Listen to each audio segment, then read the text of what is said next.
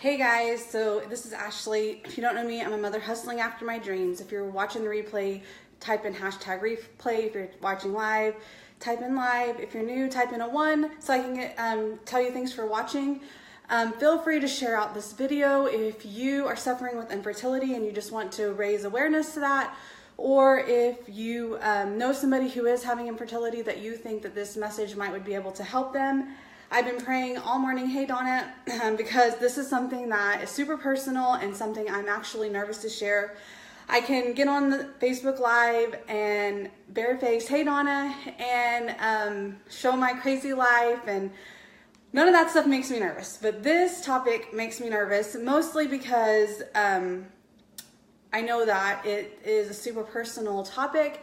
I know it affects everybody that's going through this differently. And I also know that it's just really touchy for a lot of women who are in the middle of this and who are fighting this battle right now today. I know how lonely that is, and I know how bitter you can be, and I know how angry it can make you, and that nobody can help that. Nobody can help you in that journey. And I'm already crying, and I don't want to cry. I want this to be something that is uplifting to you and that can help you in this journey. So I'm going to give you a little bit of a backstory.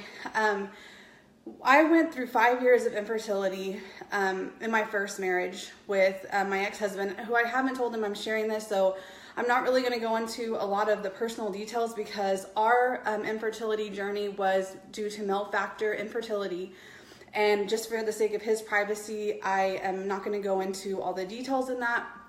But I will let you know that we tried for 2 years before I got married the day after I turned 21. We were young, we were broke, and so it was like, well, if we got pregnant, we got pregnant. We weren't really avoiding it, but we were for sure not like exactly tracking everything. But going on to the second year, I started to get more and more nervous. We were actually ready to have kids, and I knew that we were really young and that I have a very fertile family, and so did he, and so there was really no reason that we were not getting pregnant. And so therefore, I decided to start seeking the help of a doctor after 2 years. So we went to just the regular family care doctor, which is kind of he was also my OBGYN. He did both. It was a small town. We went to his office and I told him we weren't able to get pregnant. I just went by myself, had my yearly done. And he said, oh, you probably have PCOS. Most women do. I don't know what that is on my wall right there. Oh, it's on my phone. Most women have, that's a common thing. Let me just put you on metformin and you'll get pregnant in 3 months. So we got on metformin. He's like, let's go ahead and do a semen sample. Sorry, this is infertility, so there's going to be some words on your husband, and let's see if anything's going on there, and everything will be fine. So we did my metformin. Shane did his sample, my ex-husband, and when I went back to get in the results, the doctor was like, let's just give him a hard time about something's wrong. Well, it turns out something was wrong, which that ensued a bunch of other appointments, which I'm not going to go into because that is part of his story and not my story altogether.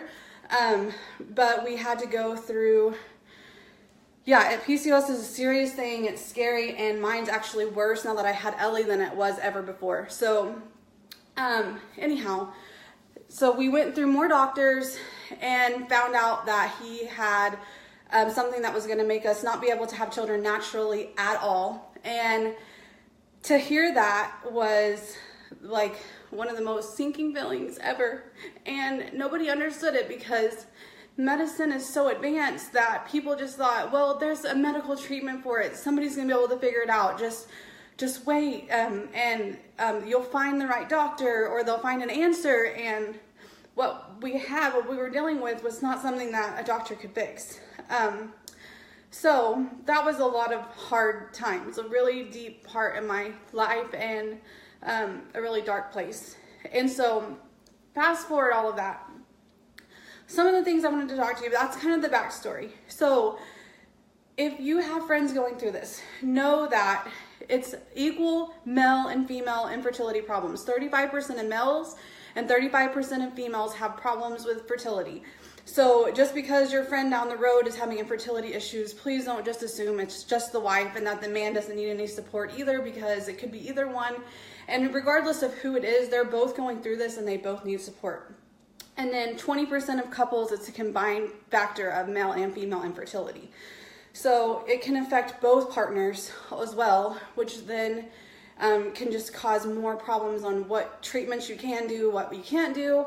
And so there's 35% male, 35% female stories, and then 20% could be both people. What I kind of want to get across to you, good luck, Brittany. So people were like, you can do IUI, you can do IVF, but we had a bunch of problems that we couldn't do that for. And I don't even know if I've ever shared this publicly. We ended up having to do donor sperm, which at the time was super scary and super controversial. And that's how we got pregnant with Jackson. And then I lost that baby. I lost Jackson at 22 weeks pregnant. And so that's kind of where our infertility journey stopped. I couldn't do that anymore, and we moved into adoption, which I'm going to kind of get into and what to say and what not to say to couples who are battling infertility. And I also wanted to let you guys know that if you pray or you have positive thoughts for couples, that couples who go through infertility are 3 times more likely to end in divorce. 3 times. So pray for their marriages or be their friend and support them and love on them and talk to them, because it is a real struggle in a marriage if you're going through infertility. It's really hard on both parties, no matter who's the contributing infertility factor. You're not blaming. I know in my marriage, we weren't blaming each other, but it didn't make it any easier. So pray for their marriages and just help them both. Support the man and the woman, and that they both need that friendship and to know that they're not alone going through that.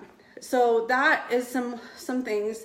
I also wanted to let you guys know that it's not just an infertility diagnosis and you're done. You are grieving so many steps of that process. You're grieving that you can't do it on your own. And that's a sad thing for something, especially as a woman who you feel like that's what you're made to do, is to have babies. And you can't do that on your own. So you're grieving that very first diagnosis that this is not going to happen on your own. Regardless if that's just taking medicine or whatever it is, it's just hard to hear. So they grieve that. They grieve that they're not going to have the surprise pregnancy to go tell their parents about and tell their friends about, and that they're going to have that announcement that they just had, like they just tried and then they got pregnant. They don't have that. So that's grieving that. Grieving that was hard for me, that it wasn't going to be a surprise, that it was going to be super procedural, and the end result, if it was a pregnancy, didn't matter after I got pregnant, but during that was something I had to grieve. You have to grieve that you're going to have medical intervention. You have to grieve that you may not get pregnant.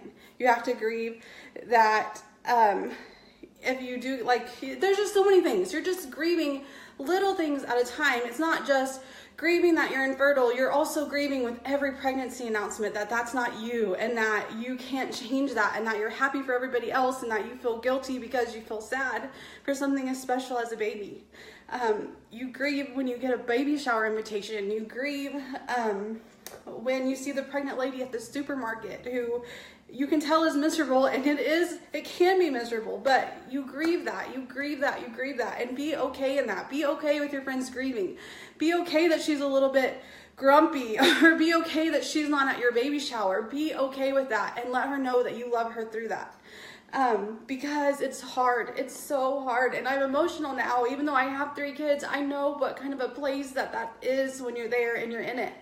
And it's hard. It's really, really hard. So, and I know that it's so depressing, and it's so lonely. Even with your partner, even if he's right there with you, it's so lonely. So they're going to be grieving. Okay. So these are some things that, you may not want to say to somebody going through infertility. When are you going to have kids? If you know somebody that's married and they've been married a few years, maybe say, are you guys open to having kids? Or are you thinking, don't just say, when will you have kids, when you have kids? Because you don't know how long they've been trying. You don't know if they're trying. And that just brings up those, well, do I tell them that I've been trying, but I don't really want to tell them because we're having problems? And then do I have to go into the whole story of what we're doing? And you don't really want to have to share that with everybody. So probably just avoid that question altogether. Just relax. This one drove me crazy. We could not get pregnant on our own. There was no amount of relaxing. There was no amount of beach vacation that was going to make me get pregnant. There was no way that would happen. Relax didn't happen. It wasn't even an option for us. So, yeah, so just saying just relax is comical because maybe for some people that, like, when you stop trying, it'll happen. Maybe for some people, but when you are dealing with something that is genetically in your makeup that you cannot have kids, no amount of relaxing is going to do that. God can do that. I believe that God can, but no amount of relaxing is going to do that. So just stop with the just relax, really. I mean, that's the most annoying thing, the most. Why don't you just adopt? So this one is kind of hard for me because I did adopt, and I don't want people to think that it was because that was what God called me to do in that moment. I knew I could not try to get pregnant again. I knew that I could not go through another loss mentally. I could not do it. I was done with that. So we chose to foster to adopt, but it wasn't an easy decision. It wasn't even something, while I was filling out paperwork, while we were having interviews, I was sure was the answer for me. It wasn't even through all of that stuff. I was not sure if that was something I wanted to do.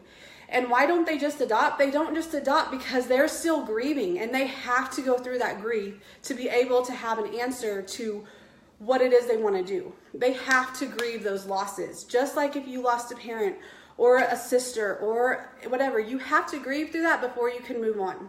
If they're not ready to move on from the grief to adoption, or they aren't ready to give up hope that they could have their own child, adoption is, my kids are my own kids. My two older kids that are not biologically mine that I adopted, there is not one difference between them and Ellie, not 1 ounce. They are my children. But before I adopted them, I had so many fears of if I would love them, if I would feel resentful.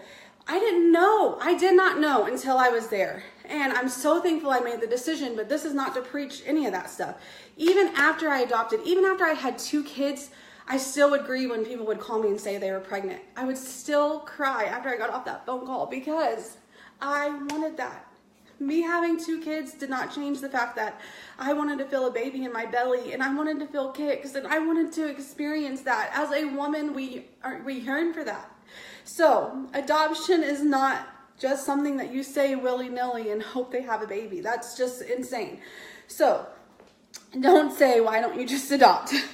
Can I bring you my kids? Can I sell you my kids? My husband is the world's worst about this, and it was so hard. And kids are rough. It is tough being a mom. I don't want to discount that. But when somebody is going through that, no matter how hard you have it, all they wish for is to have it as hard as your worst day so they can hold that baby. They don't care.